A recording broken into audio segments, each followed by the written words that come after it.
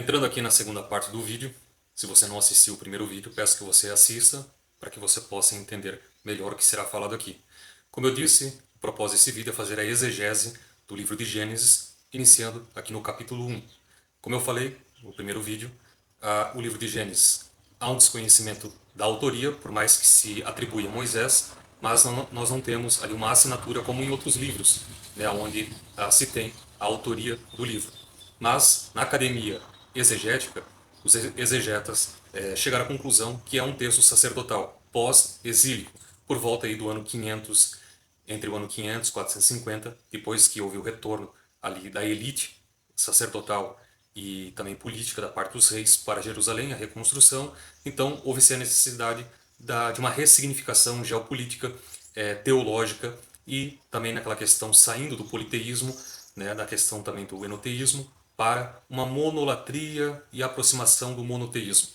Então, ali o texto vai começar a se desenvolver, né? Então, basicamente uma desintoxicação da cosmogonia, teogonia de Enuma Elish, lá onde se tem aquela tradição na Babilônia, onde o povo absorveu aquela cultura e eles tinham aquele entendimento cosmogônico e teogônico. Então, os sacerdotes vão desintoxicar a mentalidade do povo, né, levando a eles a crença ali a partir dos sacerdotes, no entendimento monolátrico, para uma aproximação monoteísta, estabelecendo ali uma geopolítica centralizada no culto a Jerusalém. Então, partindo disso, né, o livro de Gênesis, então, ele tem esse período aí de desenvolvimento. Então, nós vamos entrar agora para entender o porquê que o livro de Gênesis, principalmente o capítulo 1, capítulo 2, capítulo 3, em si não se trata da criação do universo, do planeta Terra e dos animais, dos seres humanos, né, dos astros, etc. Mas vamos dizer assim, uma refutação a Enuma Elish, né? Vamos entender o porquê isso. Aquele entendimento que se tem do ex nihilo, né? Aquilo que se entende que o universo surgiu do nada, que muitos teólogos, infelizmente, através de uma teologia sistemática, já influenciada por ideologias, acabou desenvolvendo esse entendimento, né, do livro aí de Gênesis.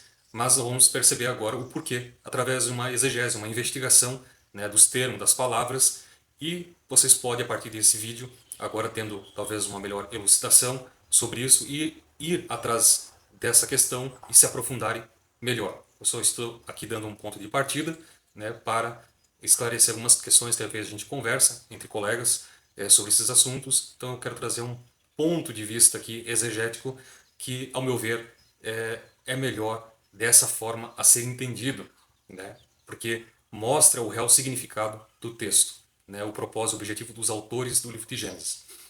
Então, vamos iniciar aqui sobre essa questão. Estamos aqui em 3 minutos. 3 minutos.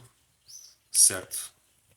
4 minutos. Eu vou tentar fazer tudo dentro desse vídeo. Trazendo, né, a explicação desse capítulo 1 especificamente. Quando é feita a leitura, né, do texto, né, do livro de Gênesis, já acontece que existe uma predisposição, existe uma certa indução, sugestão na leitura, porque, querendo ou não, toda tradução é uma interpretação, já influenciada pela teologia da tradição. Então, às vezes, as traduções elas não condizem, né, com aquilo que está na proximidade dos originais. Então, quando nós temos um olhar, né, histórico, crítico, social, né, sobre o livro de Gênesis e uma boa tradução do livro de Gênesis, nós começamos a entender o porquê que o livro não fala sobre a criação do universo.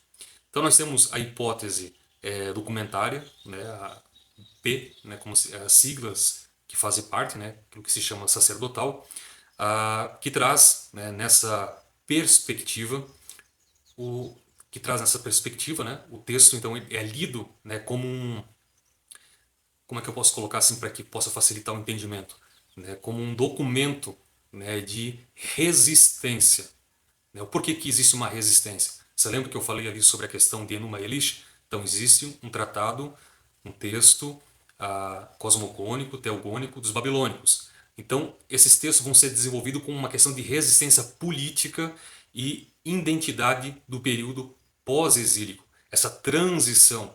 a qual o povo ali de Israel irá fazer, né, do exílio para o retorno a Jerusalém, né, toda a reconstrução da cidade, do templo, né. Então há uma necessidade por parte daquilo que os sacerdotes entenderam de mudar, né, a teologia, de ressignificar.